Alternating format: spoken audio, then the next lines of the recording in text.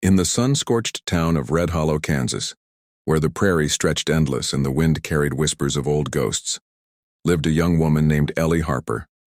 Her laugh was like the chime of a church bell on a quiet Sunday, and her eyes shone like the stars over the open plains. But in Red Hollow, a place where tumbleweeds danced and the shadows seemed to hum with secrets, Ellie bore a burden no one saw. She was the last of the starling singers, women who, according to her grandmother, wove songs that could calm storms or call the dead. It was 1892, and Red Hollow lay under the iron grip of widow Margaret Boone, matriarch of the Boone family, who owned the largest ranch in the county.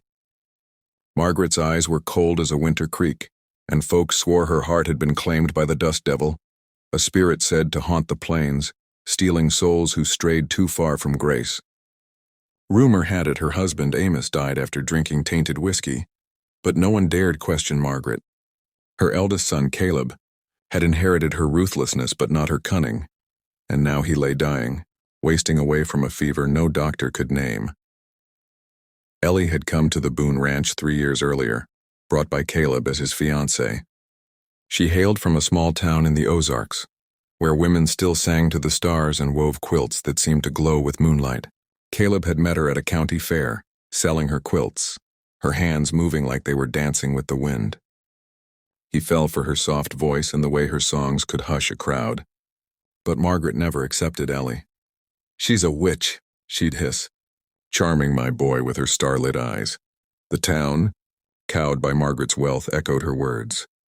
When Caleb fell ill, the whispers against Ellie turned into a roar. "She's poisoning him," Margaret declared in the town square, beside the church strung with lanterns for All Souls' Day, slipping venom into his coffee, cursing him with her heathen songs. A vial of mercury was found hidden in Ellie's quilting basket, stored in a shed behind the ranch. No one asked how Margaret got the key to that shed.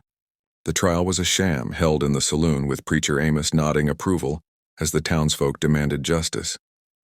Hands bound, her quilted dress torn and dusted with prairie dirt, Ellie was led to a gnarled cottonwood tree on the edge of town. A noose hung from a branch, swaying in the dusk breeze. The crowd, maybe 30 souls, stared with faces hardened by fear and superstition. Margaret, draped in a black shawl like a mourner's veil, raised her voice. "This woman killed my son, poisoned him with her devil's tricks like a snake in the grass." Ellie tried to speak, but the crowd's murmurs drowned her out. What could she say?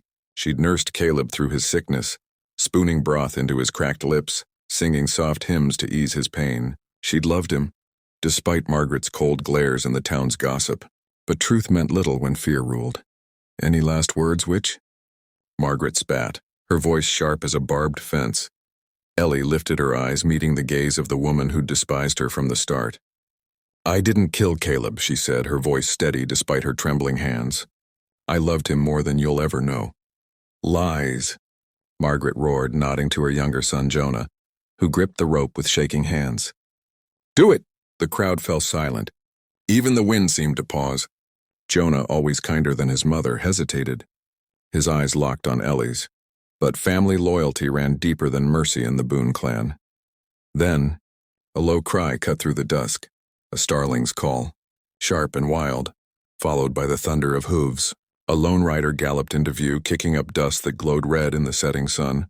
He was tall, lean, with gray threading his dark hair and eyes like a storm rolling over the plains. No one in Red Hollow knew him, but his presence parted the crowd like a blade through cloth.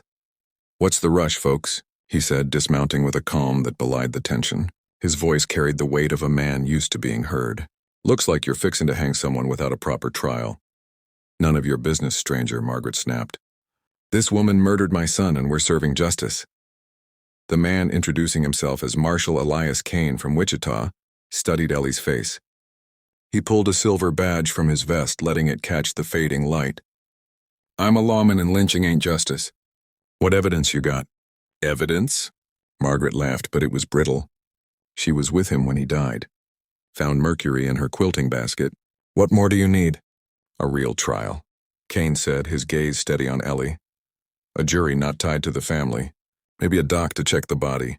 When did your son die, ma'am?" 2 weeks ago, Margaret said quickly. "We buried him proper, no need for poking around." Convenient, Kane said, stepping closer to the tree. Miss, what's your side? Ellie found her voice, though it was soft as a whisper. Caleb was sick for months, wasting away, couldn't eat. I begged him to see a doctor in Wichita, but his mother said it was too costly.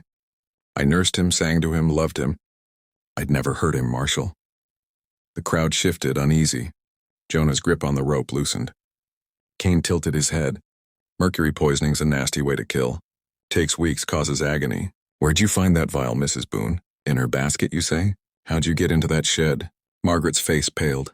It wasn't locked, she stammered. Funny, Kane said, circling the cottonwood. Most women keep their quilting sheds locked tight, especially from in-laws who don't like 'em. Murmurs rippled through the crowd, doubt creeping in like dust under a door. Ellie felt a flicker of hope, but Margaret stood taller, her face hard as flint. You got no right coming here questioning us. This is our town, our justice. I got every right, Kane said, his hand resting on his gun belt. This woman's coming with me to Wichita for a fair trial. Over my dead body. Jonah growled, his voice thick with anger.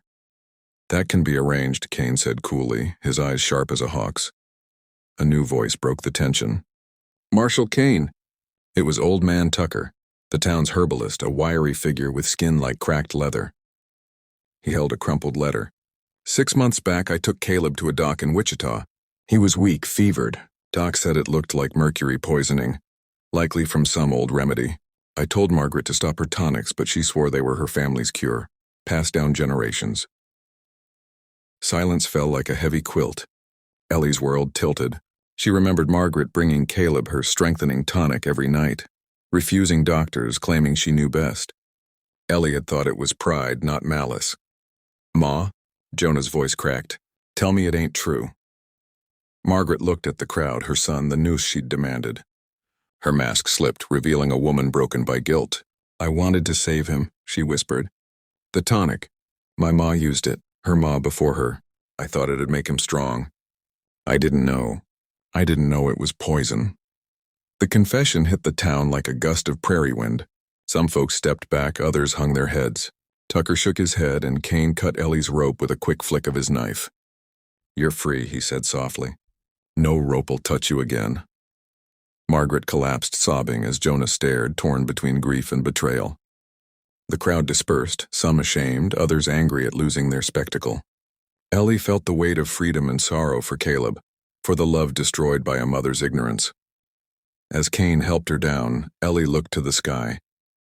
A starling soared across the dusk, its wings catching the last light as if her grandmother's spirit watched over her. What now? Kane asked. I'll head south, Ellie said. To the Ozarks, where my kin sang to the stars. Kane tipped his hat. Truth's the only thing that saves us, even when it hurts. Ride safe, singer. Ellie walked into the horizon, leaving Red Hollow's dust behind. Years later, in an Ozark valley, she'd tell tales of a marshal who defied a town, a starling that guided her home, and a love that taught her truth always finds its way, like a bird cutting through the prairie dusk.